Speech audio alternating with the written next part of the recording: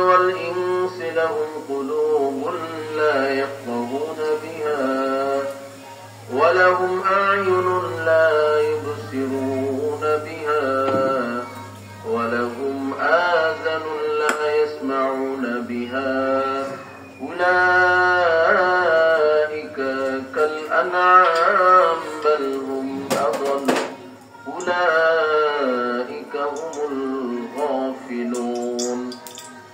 وقال النبي صلى الله عليه وسلم كل ناس يغدو فبايع نفسه معتقوها أو معبقوها. اللهم صل على محمد. আসসালামু আলাইকুম everyone, welcome to my channel life with Rubaisha. দূরে এবং কাছে যারা আমার এই ভিডিওটি দেখছেন, আশা করি আপনারা সবাই বেশ ভালো আছেন। আলহামদুলিল্লাহ, আমরাও ভালো আছি। আজকে হচ্ছে জুম্মার দিন, তো শুক্রবারের দিন কিছু স্পেশাল তো রান্না করতেই হয়, তাই না? তাই আমরা মামা ভাগিনী মিলে রান্না স্টার্ট করে দিলাম।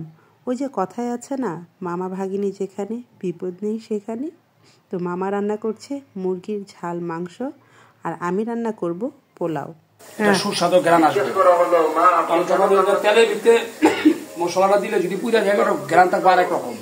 ও, খালি দিলে এটা পুড়ে যায়? হ্যাঁ, পুড়ে যাবো। আর যদি একটু পানিতে মিলেট করে দিলে ওটা পুড়বো না। গ্রানটা খুব ভালো। ঝালের গ্রান, তারপরে তোর ইয়ার গ্রান, এগুলো ভালো। মামা রান্না করছে ঝাল ঝাল মুরগির গোস্ত, আর আমি এখানে পোলাওটা বসিয়ে দিয়েছি। আজকে আমি আপনাদের সাথে শেয়ার করব কিভাবে আপনারা আমার রেসিপিটি ফলো করে ঝরঝরে পোলাও রান্না করতে পারবেন। তো আপনারা তো অলরেডি দেখলেন যে আমি তেলের মধ্যে দারচিনি এলাচ দিয়ে পেঁয়াজটা ছেড়ে দিয়েছি। পেঁয়াজটা একটু লাল লাল হয়ে গেলে এখন দিয়ে দিলাম একটু আদা রসুন। আদা রসুনটা তেলের মধ্যে ভালো করে ভেজে গন্ধটা ছাড়িয়ে নিতে হবে।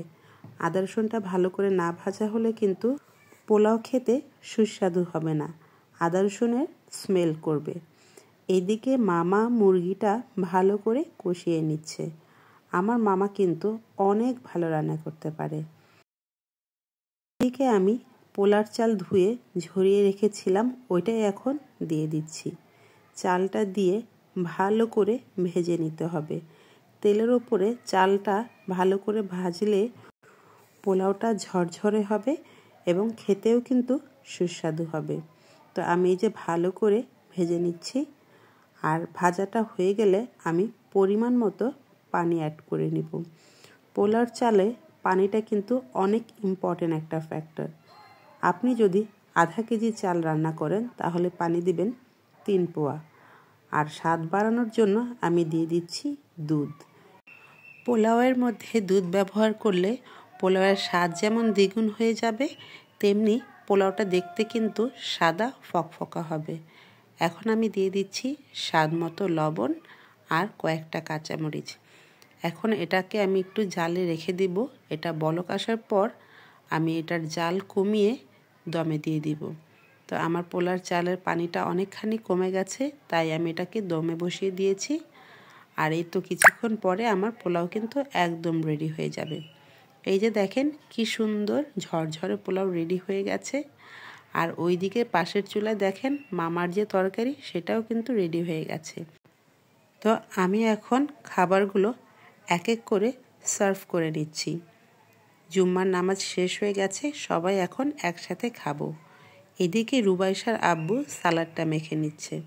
রুবাইশার আব্বু আবার সালাদ মাখাতে খুব পছন্দ করে, আর কিন্তু মাখায়ও ভালো, তাই সবসময় ওকে দিয়েই কিন্তু সালাডটা মাখাই। আমাদের সিম্পল লাঞ্চ রেডি, সাদা পোলাও, মুরগির ঝাল মাংস আর সালাদ। খুব টেস্টি লাগতা हो।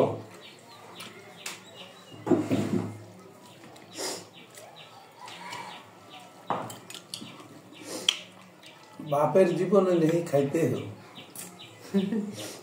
जिंदगी में मैंने नहीं खाया, पहली बार खा रहा हूँ, इसलिए खूब अच्छा हुआ। পরিবারের সবাই মিলে হাসি ঠাট্টা করা, খাবার খাওয়া, এ যেন এক স্বর্গীয় অনুভূতি, তাই না? যদিও দুঃখের বিষয় এরকম এখন পরিবারে কমে আসছে। পরিবারের সবাই সবার মতো থাকতে পছন্দ করে। এভাবে একসাথে বসে লাঞ্চ করা বা ডিনার করা অনেক পরিবারেই কিন্তু হয়ে ওঠে না। কি আর করা, সবই সময়ের খেলা। সময়ের সাথে সাথে আমরা প্লে করে যাচ্ছি। এনিওয়ে, আমার আজকের ভিডিওটা কিন্তু এই পর্যন্তই।